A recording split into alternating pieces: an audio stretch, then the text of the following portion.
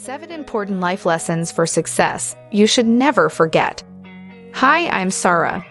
In this video, you are going to learn the 7 most important and inspirational life lessons for success.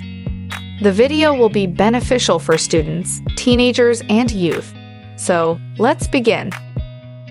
Life Lesson 1. Kill the unnecessary thing. Simply spend a minute to identify and eliminate at least one needless thing from your life.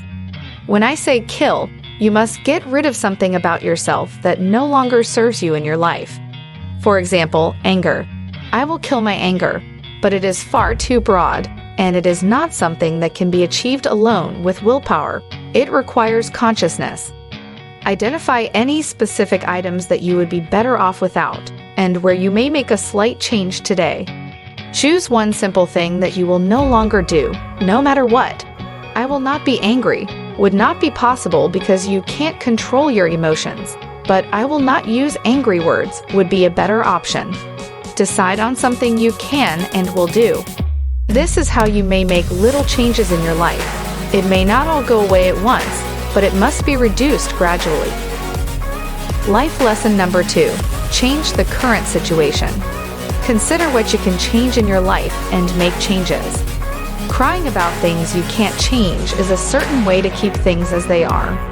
Identify one modest item about yourself that you wish to alter at least once a month. For example, every time I eat, I'll spend 10 seconds in thankfulness for this food that will become a part of me, and I will save 1% of it. Life lesson number 3.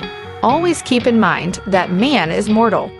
Every human being must create their psychological and emotional framework around the most fundamental reality of their existence, that is, mortality. People generally recognize this when they get into any health issue, such as cancer or heart attack. It takes a lifetime to realize that they are mortal. Life does not wait for you for even a second. You must value and love each and every moment of your existence. If you were immortal, you might suffer through 100 years of misery, stress, madness, and anguish, but this is not the case. Remember, you're mortal, and the clock is ticking.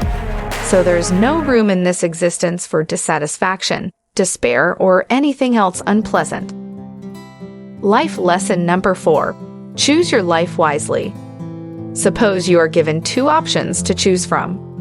The first is to be kind to oneself, and the second is to be enraged, bitter, and jealous. Which option will you choose? Of course, you will choose kindness. All I'm recommending is that you live sensibly. It's not for the benefit of others. It is delightful and pleasurable for you. It is not something you do for someone else to make the world a more loving place. It's an ingenious way of being. Every action you perform has the potential to create a more loving world. If you live your life focusing on what you want, it will definitely manifest itself in both your personal and larger surroundings. Life lesson number 5. Determine the quality of your life. Most people's happiness, tranquility, and love are influenced by their environment in various ways. However, your surroundings have no bearing on the quality of your existence. Our ability to live happily here is unaffected by the size of the house we live in or the car we drive. These things make life easier and more comfortable for you, but the most essential component of your existence is right now.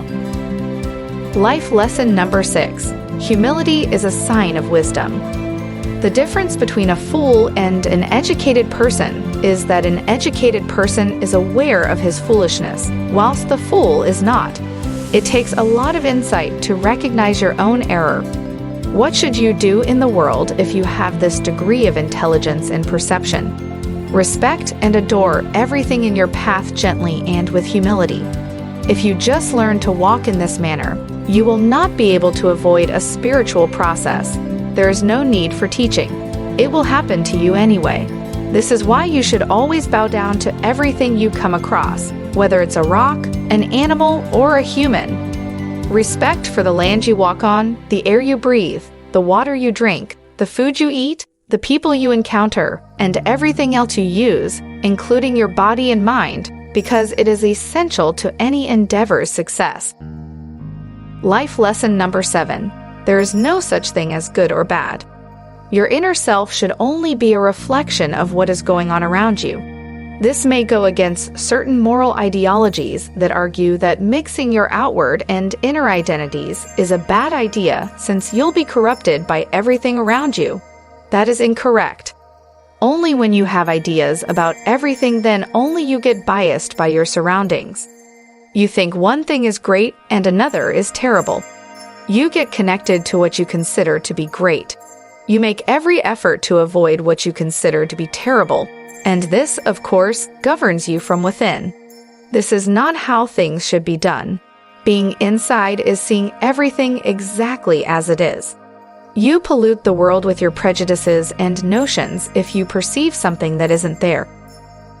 Creation was done so that you could view it as it is, not so that you could change it. Humanity is committing a heinous crime against God's creation.